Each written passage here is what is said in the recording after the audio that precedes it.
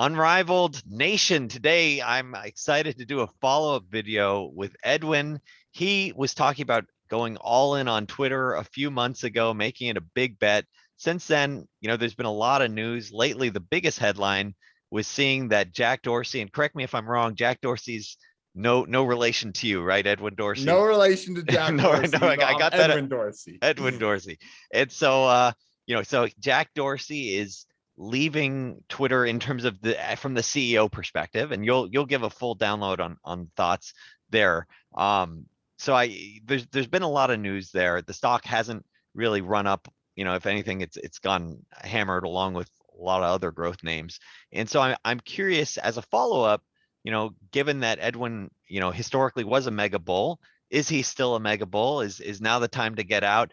First, why don't you give us a download of what's been going on with Twitter stock, and give us sort of a preface of the latest news, the update there, Edwin, if you're up for it. And first of all, thanks for coming online. Yeah, absolutely. So to start, Twitter, big social media platform that primarily earns money from ads you see while scrolling through the platform. Recently, they announced a lot of new initiatives to bring in new forms of revenue that aren't advertising. E-commerce, super follows, so paying a subscription to get more content from popular people, newsletters, spaces, audio rooms, and that has propelled the stock to go up. Those new initiatives, at least some people think, haven't been as successful as people had hoped, so the stock's gone down a lot. And now Jack Dorsey suddenly and unexpectedly resigned right away as CEO, and the new CTO is coming to take over as CEO. And that's got the stock down even more. The stock's down like 20% in the last month and hasn't been doing too hot, especially compared to the other social media platforms. So we have a lot to talk about. All right, so I guess the first question is, like, the last video was all in. Maybe this one should be get out. Your take, if Jack Dorsey's getting out, should fellow Twitter shareholders get out at the current valuation? Daniel, I love Jack Dorsey as CEO. I was sad to see him go. I am still a mega Twitter bull. Okay. And I'll explain why and what Jack Dorsey's resignation means. So it's just not good to see Jack Dorsey leave. I personally liked him. I think he never jived well with Wall Street because he's t-shirt wearing, And the beard, has a long beard, he has a nose ring. He's very long-term focused and not money focused. yeah. So you saw the stock initially pop 10% when he left. Ironically, it popped 10. Twitter stock popped 10% because people are like, it's good he's gone. Square, the other company he was CEO of, also popped because shareholders were happy he was going there. So the market totally doesn't know what to make of Jack Dorsey. I think he was really talented. It was sad to see him go. The big question you got to ask if you're a shareholder is, why did he leave? Did he leave because he wanted to spend more time focused on Bitcoin and Square and other initiatives, which, wouldn't be so negative for Twitter because now you get a full-time CEO? Or did he leave because he was pressured by the board because the new initiatives haven't been going so well and he sees the writing on the wall and just tries to get ahead of it? We can look at his resignation statement to try to get a sense of that. He said that, I want you all to know that this was my decision and I own it. It was a tough one for me. I don't know if I fully buy that. Yeah. It could be true that he just decided to leave right away. He gave reasons on why he left, but they were primarily just he thinks the new executive chair is going to be good and he thinks the new CEO is going to be good. And he essentially said Twitter deserves a full-time CEO. So that's the billion-dollar question here is, did he get pushed out because new initiatives haven't been going so well? Yeah. Or did he choose to leave on his own? Either way, it's not super great.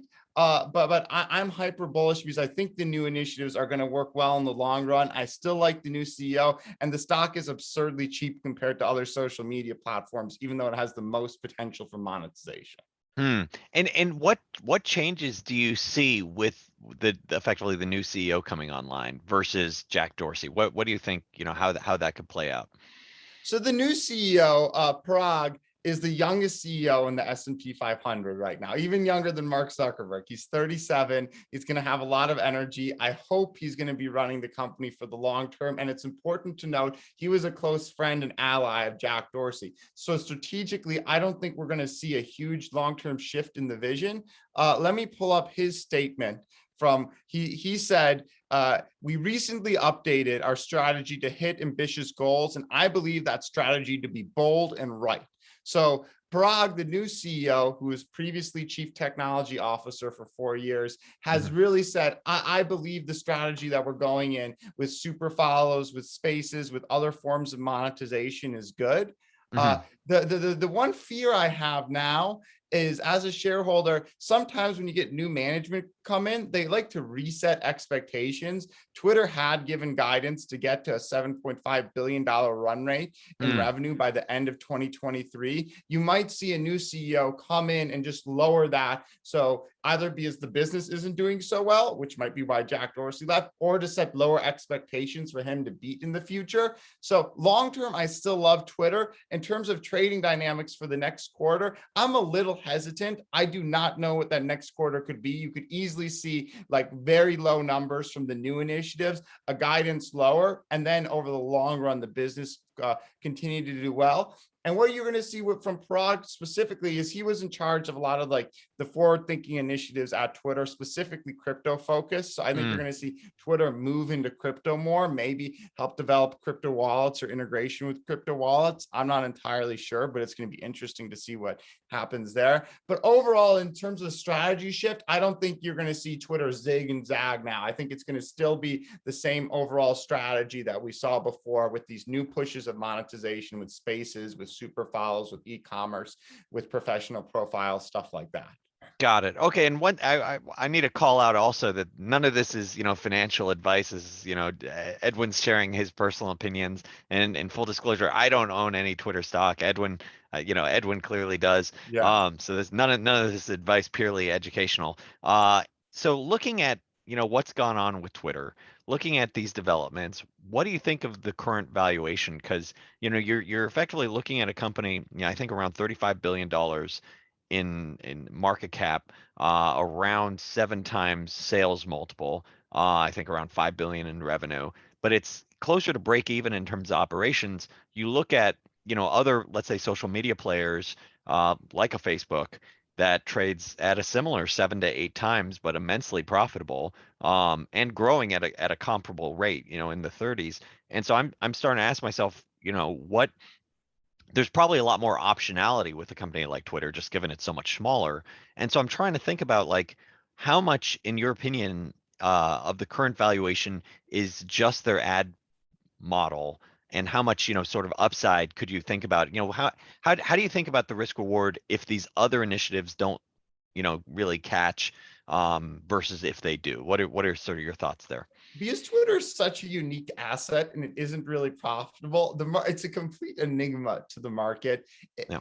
In terms of what's the market valuing the ad business at versus the new initiatives, I would say right now, basically the ad business in the market's view is likely the whole business. Yeah. Because if you look at the stock price from September 2019 to now, it's been essentially flat. It did have this huge spike when they announced these new initiatives and strategy change. Yeah. But it's basically given all that back. So I don't think the market's assigning much value to a lot of these new initiatives.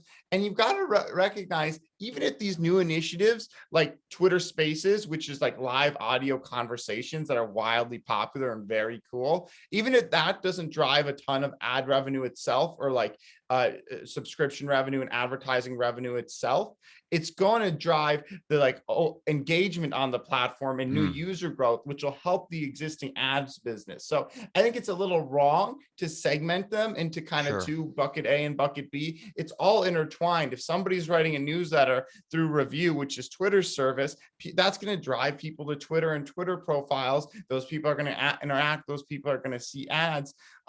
Comparing it to Facebook is really interesting, because that's something I hear a lot from hedge funds and other people on Wall Street. Well, Facebook is like 8 to 10 times revenue, Twitter 7 times revenue, but Facebook's profitable. And historically, at least, it's been growing faster. Why not just bet on Zuckerberg? Why not just go with the profitable people that are doing so well? I'd like to think a lot for a business. Is the future going to be kind to this business? Is this business going to do well in the future? Or is the future getting rougher for the business? Are they getting into choppier waters? Is it going to be tough? For a business like Facebook, which I'm not intimately familiar with, to me, it seems like they've largely pulled all the monetization levers they could. They don't have a lot of goodwill. It's going to be harder to attract and retain great employees. When you're a $1 trillion company, it's just you get to a size in which is probably a little tough to 10x, versus Twitter being a $35 billion company totally has a lot of room to run compared to other social media platforms. So first, Twitter's at the lowest revenue multiple, 7x for Twitter, 10x for Facebook, 20x for like Snapchat and Pinterest, roughly. Twitter has, in my view, the most potential for monetization because they're just so under monetized, because it's just never been a focus of the company. Like you talk to former employees, they'll say, Jack, at least historically, cared solely about the user experience and would totally prefer a better user experience over making another dollar. That means there's so much room to monetize if that becomes a focus, and hopefully that doesn't ruin the user experience. Finally, it's just such a unique asset that I can't see going away at any point in time. The users are growing despite having a lot of imitators come in like Parler and try to suck users away. It just doesn't work because it works so well and you got a huge loyal user base. And finally, these new initiatives for monetization, I don't know when it's going to start paying off, because right now you've just seen it in costs of hiring people to build out spaces, hiring people to build out a newsletter platform, hiring people to build out to the super follows. I think eventually over years, you're going to see it really contribute to the bottom line. For example, Twitter Spaces, like I've interviewed people over Twitter Spaces. You get literally hundreds, if not thousands of people live listening in on an audio conversation. Right now, Twitter makes no money from that. But if I launch a product or I want to like shine a spotlight on something, I'd happily pay Twitter to promote that Spaces and get people to join that room. It's like the best way to launch a product and build an intimate connection with an audience. And like, there's no way to value that. It's not really a way to like assign a multiple to that yet, but it's just this hugely valuable thing, which is only reflected in the cost and not in the revenues or profits at all yet. And you see this a lot with Twitter because it's very forward thinking. It's just not, thinking in terms of monetization, which is so good. So I definitely, I'm sorry to interrupt you. You were saying though? Sorry. But overall, I'm a little nervous about the next quarter. I could see the guidance be lowered and the shares tank. In the very long term, this is a business I'm excited about for over the next 5 years. Got it. I definitely agree with the take that, just it's much easier for Twitter to 10x than something like Facebook, just given the raw size. Some of the other points, I'm in full disclosure, I own, technically I should call it Meta versus Facebook. So I do own Facebook stock. I guess I'll call myself an old fogey and stick to that. It's, look, everyone has to figure out their own journey. But let me ask one sort of playful question, on that sort of theme, where Facebook has been transitioning to this metaverse model, and we've seen several other players, looking at this new technology, augmented reality, virtual reality. You're seeing investments by Apple, you're seeing investments by Microsoft. I'm curious, if the metaverse really is the potential risk, or is potentially the next computing platform, or augmented reality is the next computing platform. What do you think of that sort of risk to, something like Twitter, where let's say more and more folks are interacting in sort of this sort of metaverse experience? So Daniel, people like to say the word metaverse a lot. I don't think people have done a great job defining exactly what the metaverse is. So I'm going to give you an example that I saw on Twitter on what the metaverse is, and maybe this will add some clarity, at least to how I think about it. Somebody wrote, the metaverse, people like to think of it as a place you go to, but it's not a place. It's a point in time. Now, what does that mean? The metaverse is a time. Well, the metaverse is the time when your digital life and your digital relationships becomes more important than the physical world. And it's because right now, like you might go out in the physical world not looking so great because, oh, no one will see you. The people that matter to you aren't going to see you looking bad at the grocery store. But you would never put a bad photo on Instagram because that's where your real relationships lie. That's where like your kind Mm, of value is. You and I have never met in the physical world. We've only met in the digital metaverse, Daniel. Even mm, though I have people on Twitter I interact with, and I consider those relationships valuable, yeah. even though I've never like interact. So once we get to this point in time in which your digital life and your digital world is more valuable than kind of the physical world, that's kind of the metaverse. And you're going to Mm, be interacting through work, through holograms. You're going to be interacting in like all these different ways. That's the way I like to think about the metaverse. I think that's kind of right. At the point in time in which your digital world is just as important or more important than the physical world. In that world, regardless, Twitter is going to be valuable because it's your kind of Twitter is like the global consciousness, the way you share your thoughts and feelings and ideas with people. I don't think the metaverse is going to hugely accelerate that. I don't think it's going to hurt Twitter in any way. If anything, the shift to like online communication just over time is going to be beneficial to Twitter. We've seen users consistently grow. I think when Jack Dorsey took over 6 years ago, user growth was flat to declining. Now it's growing about 20% a year because you yeah. focused on the health of conversation on the platform. As long as that continues to happen, metaverse buzzword could be cool. I don't think it's a threat to Twitter. Yeah, at this point, it's probably a little too early to tell anyways, because no one really has like a core product where it's like, oh yes, this is it. This is the destination. You've arrived. It's more like a bunch of little, sort of ecosystems, maybe little's, too strong a word when you're looking at some game platforms that have hundreds of millions of users like Fortnite come in.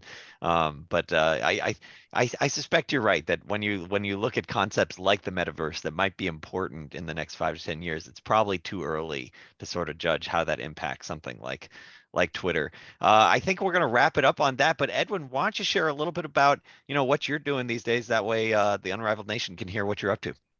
Absolutely, Daniel, and I love Unrivaled Nation. I'm Edwin Dorsey. I'm 23, really passionate about researching companies. I spend most of my time trying to expose bad companies in a newsletter I write called The Bear Cave, where I highlight the worst corporate offenders, companies that are misleading investors or hurting customers. And I spend most of my time writing this newsletter trying to highlight bad companies out there. Great. Awesome. Well, so I hope folks check out the Bear Cave, Edwin Dorsey's, putting the spotlight on the bad companies. Personally, I've definitely avoided a few things seeing, Edwin's work, so I definitely love seeing it. And if this is your first time tuning in, my name is Daniel. You're watching Unrivaled Investing. I hope this video talking about Twitter has been helpful for you.